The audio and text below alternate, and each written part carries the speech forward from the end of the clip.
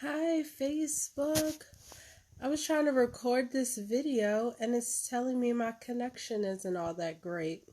So hopefully this works out because I have a topic to share and I wanted to make sure I got it out this morning.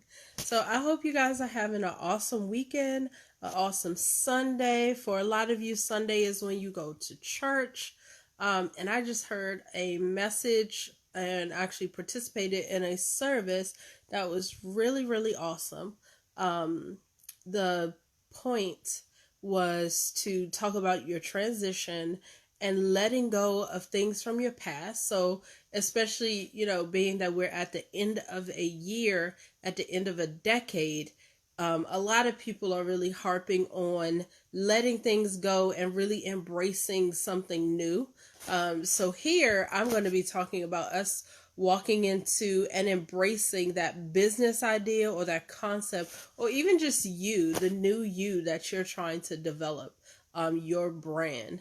So, the reason why I titled this Tough Transition is because often it's really hard for us to go from what is of old to what is new. So even if you find that I know I don't want to be in that same old place, it's familiar, it's comfortable, it's what we know, it's where we know how to operate versus the things that we want to do, meaning the new business, the new projects, the business ideas, whatever it is that's new is uncharted territory for us.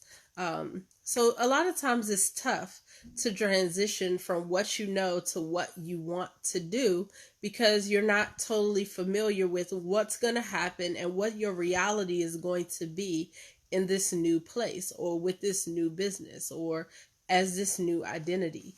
And it's funny because I wasn't planning to talk about this, but there were so many small growing pains that I had to go through when I decided to bake. So, one, this girl right here is not a domesticated type. When I was younger, my mom told me, and we tell this story and laugh about it now often because I'm in a commercial kitchen a lot, at least 5 days a week.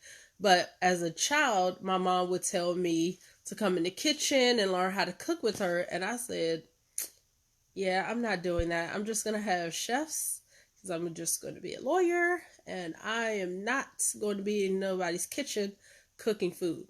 My husband, whoever he's going to be, is not going to anticipate me cooking for him. Like, I'm not doing that. And when I did get married, my husband could cook. Um, we were in a really great financial place. I did hire people to clean our house.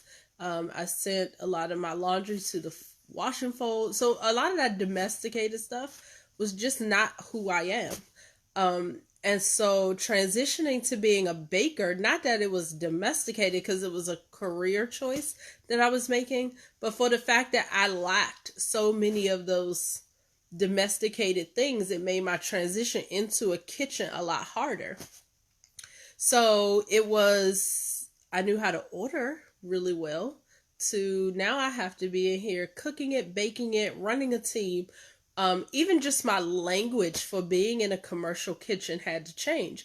For any of you if you've never worked in a kitchen, there is language, there is appropriate attire, and all of that stuff is important. It's not just that we put on aprons just because, like, we need to protect the food from our clothing. We need to protect our clothing from the food and stuff that we're handling. We need to wear certain shoes because the ground can get really wet. Like, if something happens, we have to clean it up right away. So that means you're walking possibly in slippery environments constantly. There's a lot of people, a lot of hot items, so you must speak up when you're moving around a kitchen. So none of that stuff I knew prior to being in a kitchen. My commercial oven that I have that's specifically for a baker is ultra hot. And if you haven't noticed, I am decently light. So the first few times that I burned myself, I had scars. Oh my gosh. And I grew up where my mom, because we were all light and she's much fairer than me, we didn't want to have scars. Like the minute you had any kind of scar, you had to have some cocoa butter, all of that, because she didn't want her little light children to be all scarred up and bruised up and stuff. So here I am as an adult, burning. I was burning my arms, I was burning my hands, I burned my knuckles, I've cut myself. I literally sliced like this whole top of my finger once on those mandolins because I slid my knuckle and hand all the way across it.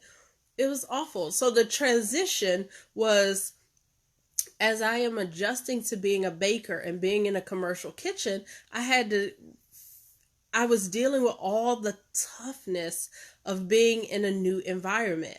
I wanted to be there. I wanted the career. I wanted to be able to make those fancy cakes. But what I also had to do was adjust to, yelling behind and coming through and out and in and, talking about my ovens, like yelling in a space of people that I'm managing. Hold on. Did you need me? I don't know, babe. I bought in everything I had, so check near my desk and check near the front door. So I was talking about the tough transition because I could have held on to, I'm not domesticated, I don't belong in the kitchen, or I could say, hey, look, I want to learn how to bake these cakes. I want to do this. I just have to adjust. This is not even something that I've done in my home, let alone I'm now doing it on a professional scale in a commercial kitchen. So there was a huge learning curve for me. Now I was able to apply all my creativeness and my people skills and customer service and all of that to my new environment, and that was great. But it was really just the kitchen where I had that tough time. And I want you to think of it in the same manner. The things that are going to present first in your transition to your new career, your new business, are going to be some of the tougher adjustments that you'll have to make overall. But there'll be some things that you'll be able to walk into, apply all these great things that you're already prepared to do, and you'll be able to do those things seamlessly. You'll still have to learn something new, apply new techniques, and grow as a leader and a business owner. But for the most part, you will have some things that are totally foreign to you, and you will have pain adjusting to them, and other aspects that are great, and the reasons that you initially thought you were getting into this that may come a little easier to you. But both of those things are going to happen simultaneously. There is no way to avoid the hard stuff and the great stuff happening as you adjust to your new position. So the things that's happening is you are ending something, right? So as I am becoming a baker, I'm also ending the time where I basically refused to be in kitchens. I mean, don't get me wrong, I could cook a meal. I just wasn't definitely not trying to be anybody's gourmet chef. I didn't starve through college. I did have kitchens through college, so we cooked. And then after college, I got my first job. I did travel a lot, so I did also eat out often. But I was able to cook some basic things. But like being a chef and like acting as if being in a kitchen is something I really wanted to do, that was never a part of my life. So that part of me had to end, like my kind of disdain, if you will, for the kitchen and cooking and doing that constantly. That had to end, which is a whole perspective and mind shift change. And I had to embrace the new things, like not just the cooking, but care for clients, listening to details, dealing with brides, dealing with parties, meeting other people's deadlines and expectations. All of those things were adjustments that I had to make. So what am I telling you? The faster that you're able to accept that there are things about me that I have to change to grow into who I am becoming, and it's not going to be pretty. I'm going to burn myself. It's going to hurt. There's some pieces of me that have to absolutely change. And there's other pieces of me that will be able to go with me, and I'll be able to enhance on them. And those things I will be able to do better. But the faster that we understand that this transition from our old life to our new life is not going to be easy, simple, or always pretty, the faster we can embrace it and actually do something positive to make sure that we're transitioning. Okay, so transitioning and embracing something new is never ever going to be easy. Think about when you first became a parent. Okay, you were excited to have that little baby, but there was so many things you were doing for the first time that you were just like, oh my gosh, am I ever going to be decent at parenting? I have 3 kids, so I've gone through 3 toddlers, 3 school, all of that stuff. And my kids are spaced out. So I currently have a college student, a junior in college, a high school sophomore, and a 7th grader. And they're all at different schools, different stages of life, different levels of athletics, and all kinds of stuff. So they keep me very busy. But when they were little, it was just so much. And I've adjusted now because my youngest child is 12. But there was a lot of transition that had to happen from me going from a single person to being married with kids and all of that. There was a lot of adjustment and growth. So we know that this happens. It happens to us in so many other areas of our life. But a lot of times when it comes to business, when we hit those roadblocks or we hit those points of insecurity, when those things come bubbling up for us to deal with them, we take those as a sign that our business is failing or we're not cut out for this. No, this is just transition. And sometimes, and often, I should say, transition is tough. So I'm here to just encourage you to keep going. It's transition. There will be some bumps in the road. There will be some hard times, but you got this because what you're trying to accomplish and what you are purposed to do is worth it.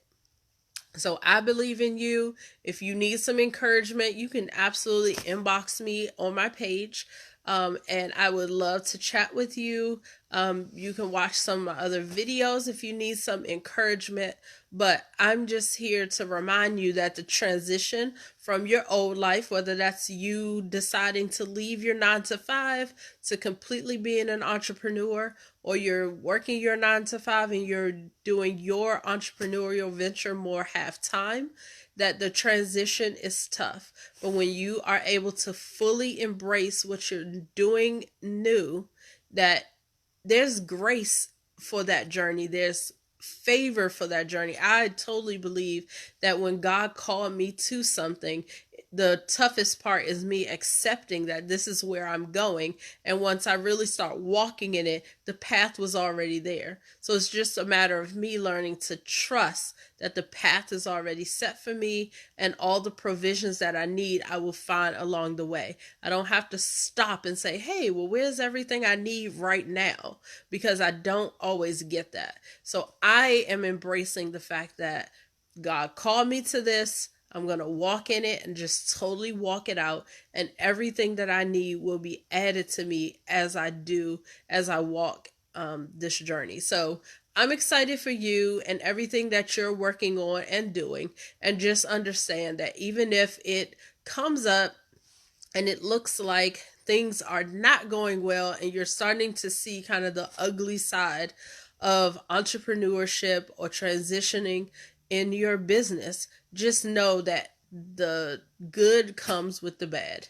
And there will always be way more good that outweighs the bad, but they come together. So I can give you tons of examples how that happens, like with metal, with the pressure to create a diamond, all of those things. Like there is some hard transition points before you see everything that's great. So you guys have an awesome day.